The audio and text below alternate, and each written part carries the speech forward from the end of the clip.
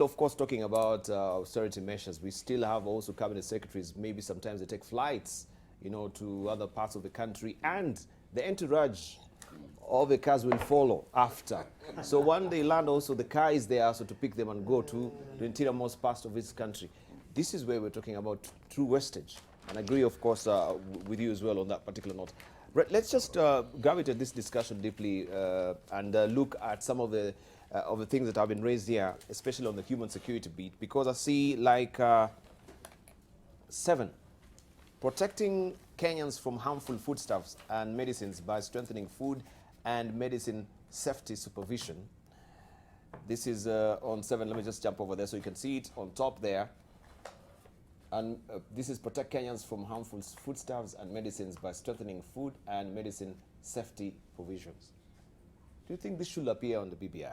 Or people should just crack the whip and make people work in this country? Any of you know the number? Yeah, Duval. On this 7, yes.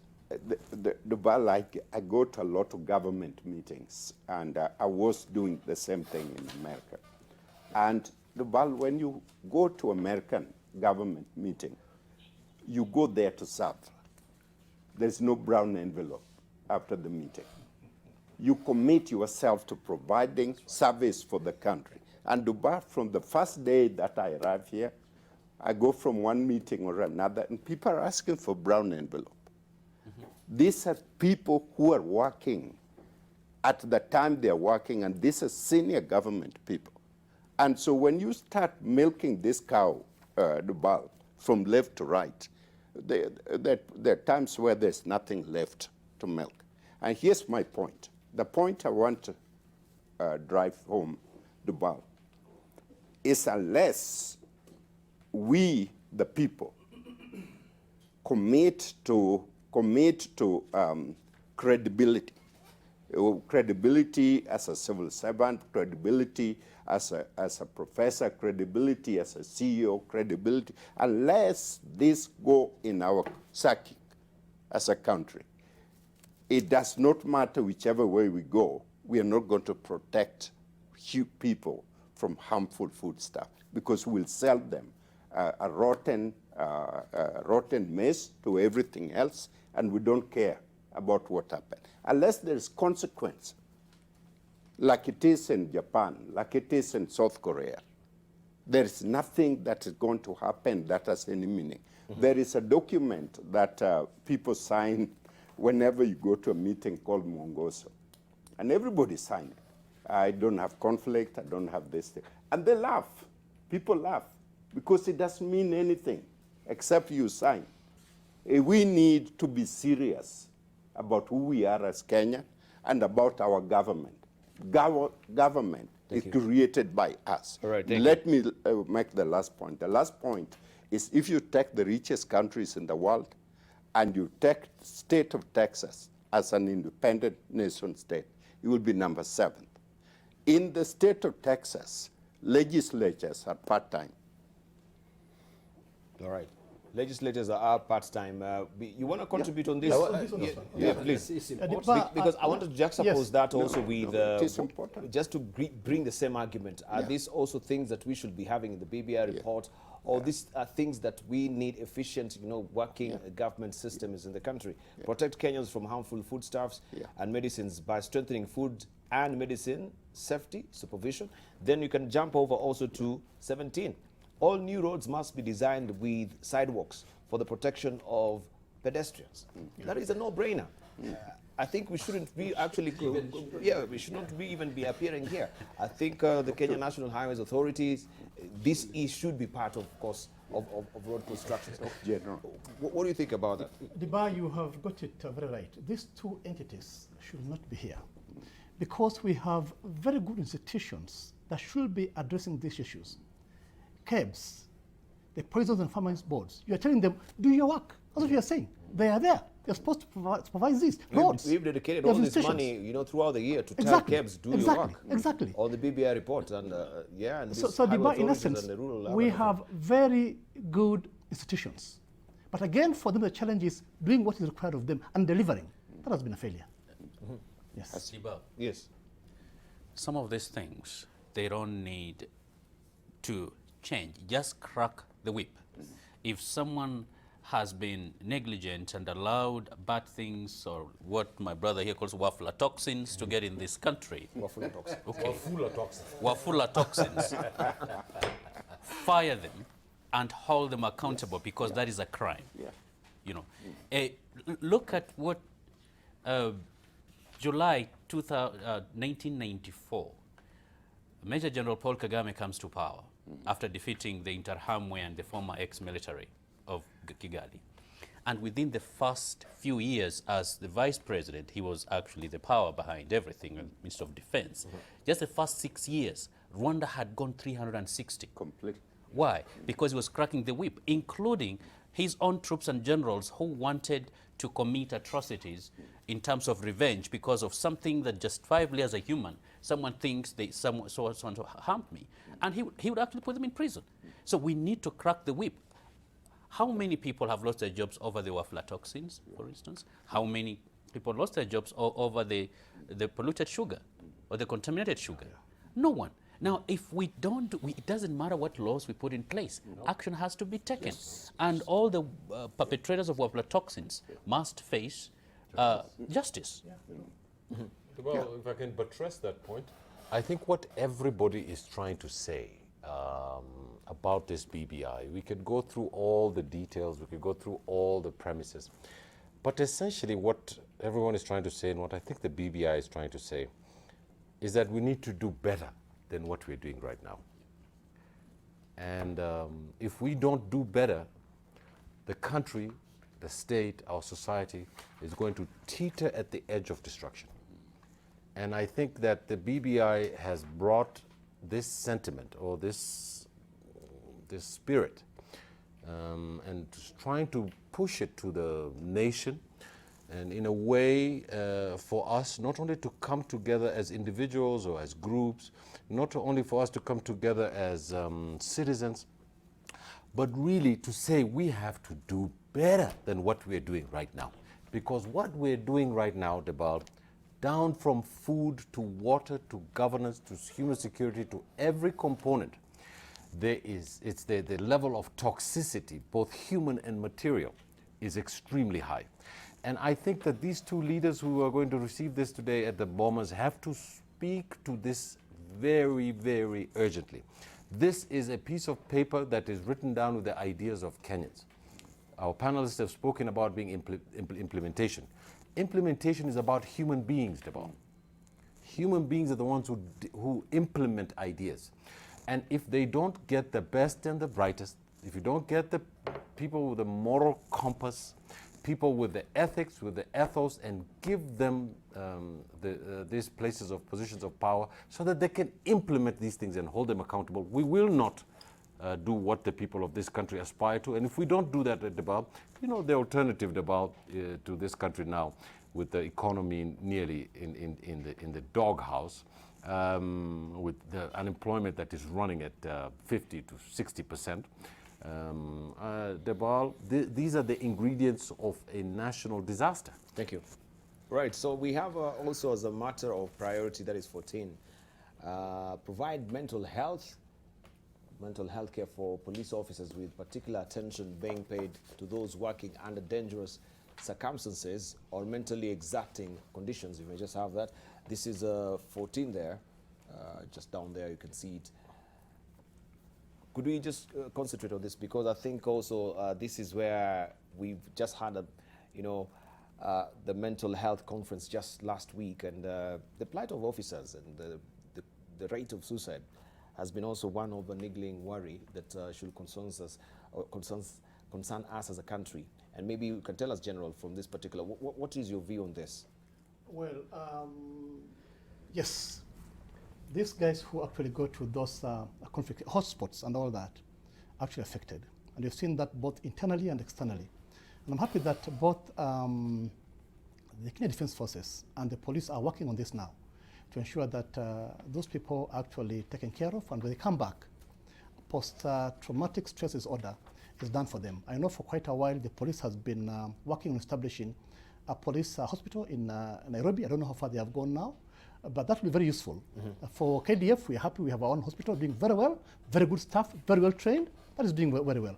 For the police, they need to actually borrow a lesson from that. If they're not done the hospital yet, should do it very fast and ensure that all those coming from hotspots who have seen very serious issues, before they get back into society, actually spoken to and taken care of, because this is quite a serious issue. We have seen instances where people coming back have been a threat to society. Some, conducting killings and all that, which is very bad. It is a key element, and I'm happy. I spoke one time to one of our MPs who said they'll take that very seriously and ensure that those coming back are taken care of. It's a responsibility on us, and we must do it. Right, thank you. Dr. Mustafa, I just wanted you to comment maybe on the issue of the private security. This is number 12, where they say help private security companies to professionalize their services and to integrate with national security agencies in their work. And in light of that, we have the Private Security Regulatory Authority. We need just to implement that, because I think what is really codified in this particular act is to professionalize this sector. What is your view? That's true, Dibal. It's very important to professionalize that sector. First of all, Dibal, the reason why we have private security, and we should not be having private security in the first place, is because the police service has actually failed to ensure that there is security for each and every Kenyan. There should not be a reason why any Kenyan, any compound should actually be hiring private security. I don't know what's the total number of private security guards or watchmen, as we call them, askaris, are there in the country, but I believe they are far much more than the police officers in this country. If we are going to use that money that we actually use on private security officers, it's enough to pay all the police or to increase their salaries 2 or 3 times double. Dibal, if we had a security working in this country, then the watchmen become redundant. Just walk into any, or in the streets of any country, like Norway, like the United States of, US, you might have some of those, or Switzerland. You do not have private security people anywhere. And this actually is something. When you see a watchman in a place, you need to see that there's a problem with security. But now, because we are in that situation, Dibal, all we should do is to have them trained. Can there be a system that actually work in this country that integrates the police and the private security? We need to. That should be the case. There's a lot of resources being spent privately. In that regard. It's a very difficult area, but also, Dibal, it tells us of the bad manners that Kenyans have of stealing. You get into a place, there are no eyes watching, you pick something that is not yours. It goes back to the ethos of the society, Dibal. Why should I steal a cloth on a line that does not belong to me? Why should I steal a power or a metal or pluck out stuff from the road just to go and sell it as scrap metal? And then I know very well that is what is used to provide lighting or guardrails or all that. Dibal, there is a fundamental problem of ethos in this country, and that's why we have the need for watchmen that we should not even be having in the first place. No, Madam. Dibal, allow me to go back a little bit to number 3, and then I also have something to say about number 14. Dibal, in Japan, until the children are at the equivalent of grade 4, they focus on culture and good behavior. That's right. That's the whole learning process. We focus on passing the test. And you pass the test by all means, cheating, whatever it is. And so we bring police, we bring everybody, but people are still cheating. Is there something we can learn from Japanese culture, from the bubble up at the bottom, that will help us eventually to create the ethos that will govern this country forever? Now, on number 14, Dibal, I sit on the African Mental Health Foundation. And Professor Ndetei, our CEO, does a lot of research. As we're sitting here, there are about 4 million Kenyans who are suffering from mental health. Quietly, nobody cares. some people call them mad people, whatever. Some have been policemen, some have been military, some have been, all kind of situation. And we distance ourselves and do nothing, and the number continue to increase. What implication will this have on our society? Good question. Right, General. Yeah, I want to go back to number 12. Number 12, yes. Help private security companies to professionalize. Very important area. I'm happy that this has been captured here. An area quite long neglected. I can assure you that very few companies actually meet standards in terms of provision of private security. And that domain need to be checked on now. We are doing very badly. And very many are coming up. I don't know how they're coming up. Very many that can't really meet standards and deliver. I happen to be working in this area. And I am the chairman of the American Society for Industrial Security, the Kenyan chapter.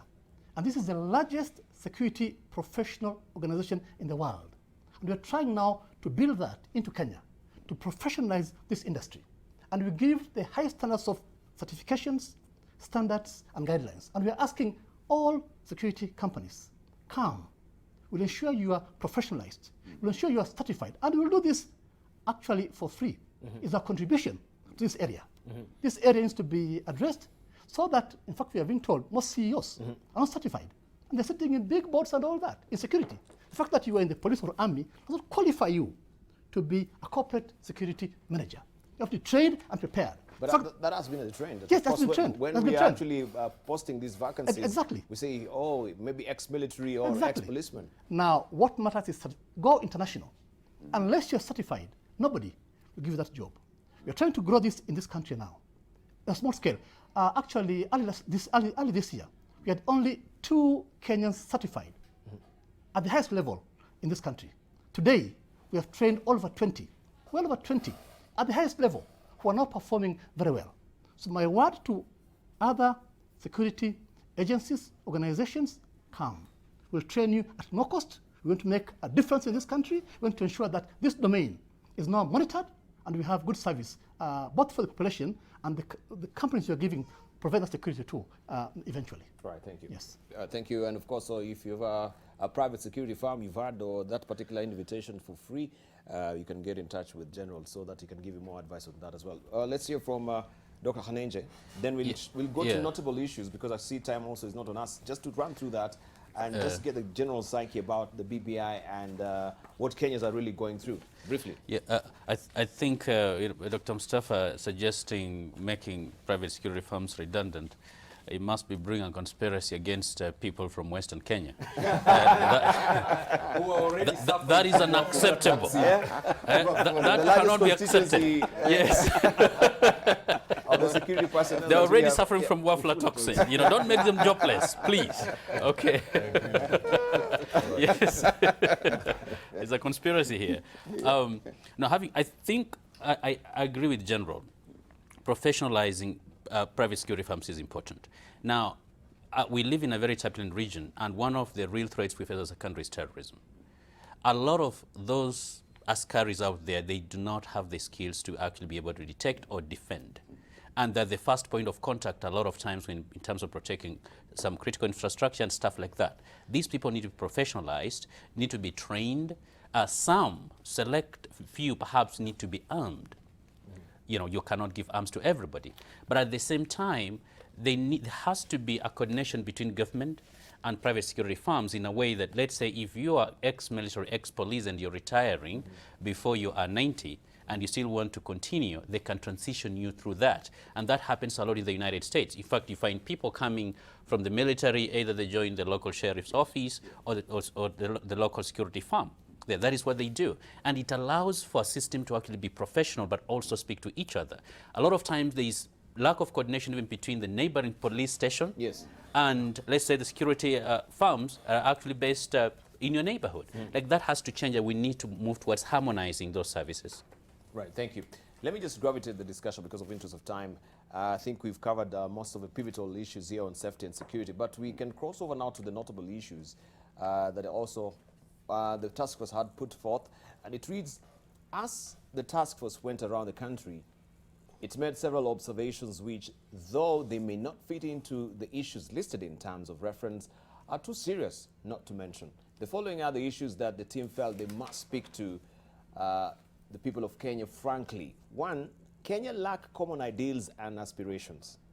The national bonds that Kenyans are based on ethnicity and locality. We cannot create a nation until we identify goals that we pursue together and work towards a future that demands our collective sacrifice. Two, Kenya is running out of time, they say. Our political and economic systems have failed. We have to change the way we are going if we are to avoid a catastrophic future. We are capable of doing so, but we are our own stumbling block, it says. Three, Kenya, all the youth in Kenya are feeling excluded. Kenya is a nation of youthful persons. This increased population has come very fast, and the country has not adjusted fast enough to cater for the concerns of the majority of its population. The country today, it is at a generational stand of Kenyans, or that is for Kenyans do not trust their leaders, institutions, and systems. Also, Kenyans disrespect the law at all levels. 6, in Kenya, there is no tomorrow, only today. In everything we do, we have little regard about the future of the country or its people. We spend public money without concern of whether Kenyans are getting the best value for their money. We do not bother to maintain public assets. We don't preserve the environment and in fact destroy it for immediate gains. Kenya must nurture and promote its talented citizens. 8, the Kenyan family is in a crisis and we are suffering a failure of parentage. This is 8. Going on top there, parentage breakdown in traditional societal norms on raising, nurturing children.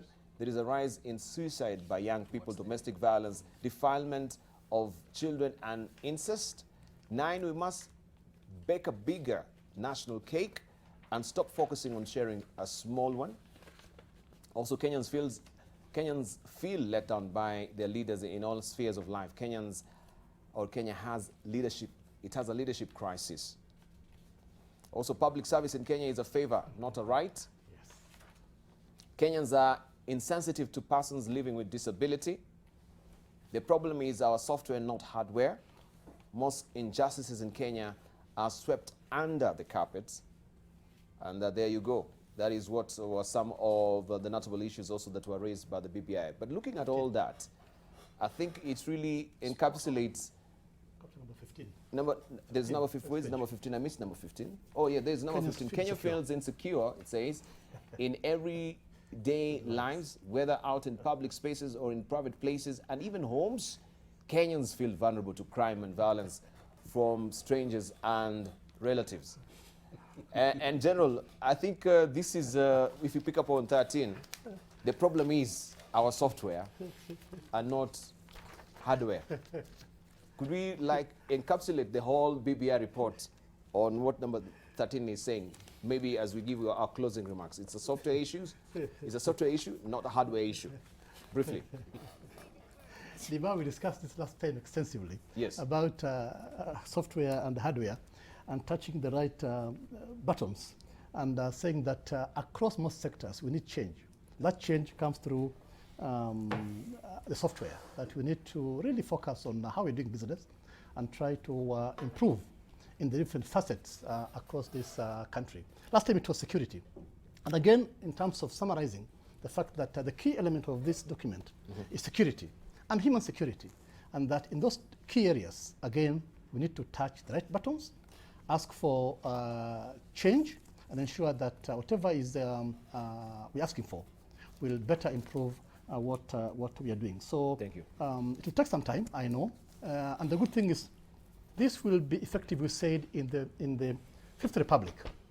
I think it will be effective. So we have time really to look at this, but when the time comes to implement this, we are ready to touch the software as opposed to the hardware. Thank you. Dr. Hassan Kanenja, your closing remarks. Software, hardware issue? Yeah, I think it's largely software, but also partly hardware. We need to be wired properly to actually be able to do this work. But what really stood out for you in this particular BBI report? I would say... Looking at the issues that have been, of course, itemized from the table of content and what we've discussed, especially for security. Yeah. Did anything really stand out for you? Exactly. That you have trust issues. and that Kenyans feel insecure, not just in the private spaces, including actually even in their dreams. Kenyans are still insecure. Now, closing remarks, I would say, BBI is a decent, first step, towards addressing the ailments that faces a nation. But for those detractors who may have legitimate, concerns and issues with, with the document, of course, after they've read it, hopefully, being a professional oppositionist, can earn you some bonga points with your media or some of your constituencies, but that cannot be able to advance the cause of peace and unity that we deserve as a nation for the country that we love, and we must change that dynamic. Quick thing, I couldn't find the English. English is it's not a very smart language, but in French, it's a cri de coeur. A cry from the heart is what is happening. The BBI is a cry from the heart. People want a lot of things changed. Another French concept is a coup de grâce, before the finishing blow. So before this finishing blow comes to us, there's something that's crying in the hearts of Kenyans, and they need fundamental change. And the legitimacy of the president and the former prime minister is on the line.